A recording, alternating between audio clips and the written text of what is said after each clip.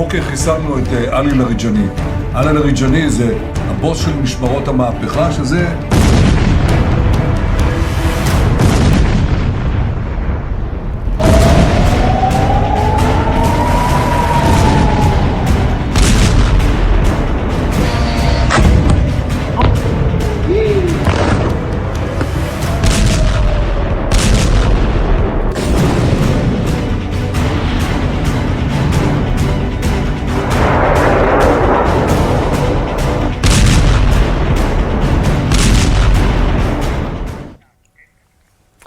पश्चिम Asia इस वक्त लगभग एक बारूद के ढेर पर है। ईरान और यूएस इसराइल के बीच जंग अब और ज्यादा खतरनाक मोड़ ले चुकी है। इसराइल अमेरिका के साथ जंग में ईरान को एक और बड़ा झटका लगा है। इसराइल का यह दावा कंफर्म हो गया है, जिसमें उसने कहा था कि ईरान के सिक्योरिटी चीफ अली लारिजानी मारे गए हैं। जी हां, ईरान की सुप्रीम नेशनल सिक्योरिटी काउंसिल ने मंगलवार को अपने प्रमुख अली लारिजानी की मौत की पुष्टि की है। इसराइल ने मंगलवार को दावा किया था कि उसने एक हवाई हमले में अली लारिजानी को मार गिराया है। तो अली लारिजानी ईरान की सुप्रीम नेशनल सिक्योरिटी काउंसिल के चीफ थे, सेक्रेटरी थे। अली लारिजानी के मारे जाने की पुष्टि ईरानी मीडिया ने कर दी है।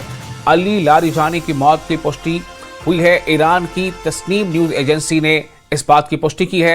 अली लारिजानी के बेटे और सहायक की भी मौत हो चुकी है, जैसा कि खबरों में सामने आ रही है बात।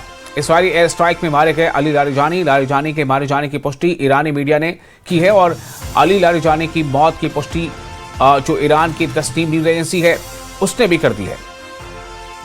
इसराइली एयर स्ट्राइक में अली लारिजानी की मौत हो गई है। अब ईरान ने इस बात की पुष्टि कर दी है। तो अली लारिजानी के मारे जाने से ईरान को कितना असर पड़ेगा? दरअसल अली लारिजानी कौन है, पहले जानना जरूरी है। ईरान की राष्ट्रीय सुरक्षा परिषद के सचिव, ईरान के सबसे ताकतवर नेताओं में से एक, खामनेई के सबसे भरोसेमंद लोगों में शामिल। अली लारिजानी के बारे में बताया जाता है कि वो आयतुल्लाह अली खामनेई के सबसे भरोसेमंद लोगों में से एक थे। युद्ध और सुरक्षा फैसलों के मुख्य रणनीतिकार के तौर पर भी इनकी पहचान थी। सेना, धार्मिक नेतृत्व, खुफिया एजेंसियों में पकड़, ईरान में संकट के समय सबसे प्रभावशाली चेहरा अली लारिजानी की मारे जाने का दावा किया था इसराइल ने, और वो दावा सच साबित हुआ है और ईरान की न्यूज एजेंसी ने इसे अब इसकी पुष्टि कर दी है। अली लारिजानी ईरान की सर्वोच्च राष्ट्रीय सुरक्षा परिषद के सचिव थे।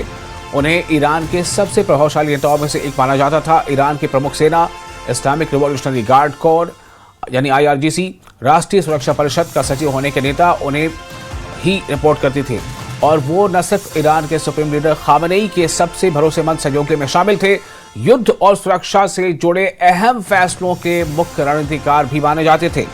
अली लारिजानी की पकड़ सिर्फ राजनीति तक सीमित नहीं थी।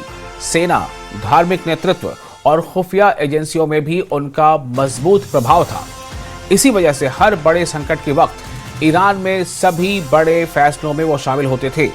इस समय जब ईरान और अमेरिका के बीच जंग चल रही है, ऐसे वक्त में वो ईरान का बड़ा चेहरा थे।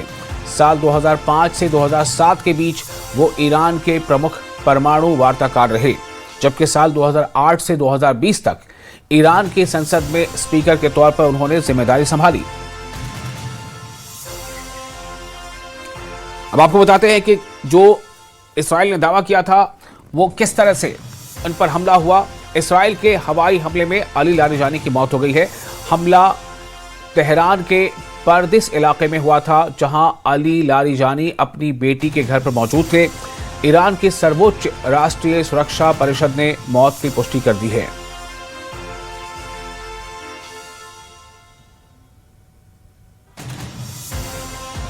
तो इसराइल के इस हमले में सिर्फ अली लारिजानी ही नहीं, बल्कि उनके बेटे मुर्तजा लारिजानी, उनके डिप्टी अली रजा बायात और उनके कई बॉडीगार्ड्स भी मारे गए हैं। और साथ ही ईरानी सैन्य अधिकारी गुलाम रजा सुलेमानी के भी मारे जाने की खबर आ रही है।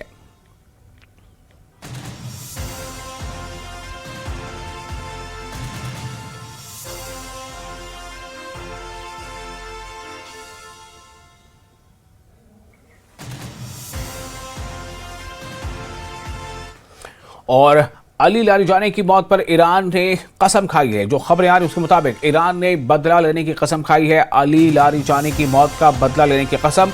ईरान के राष्ट्रपति मसूद पेजेश्कियान का बयान, उन्होंने कहा है कि अली लारिजानी कीमती और महान थे। पेजेश्कियान ने ऐसा कहा जो ईरान के सदर हैं। अमेरिका इसराइल के हमले में उनकी मौत हो गई है।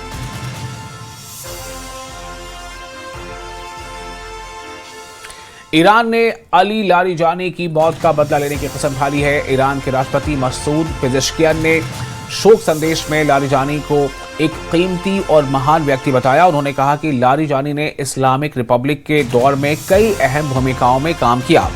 ईरान का दावा है कि अली लारिजानी की हत्या अमेरिका और इसराइल के हमले में हुई है। ईरान इसका बदला लेकर रहेगा।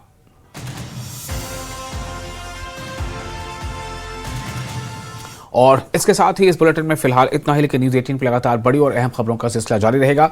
आप बने रहें न्यूज़ 18 के साथ। मैं हूं विशाल।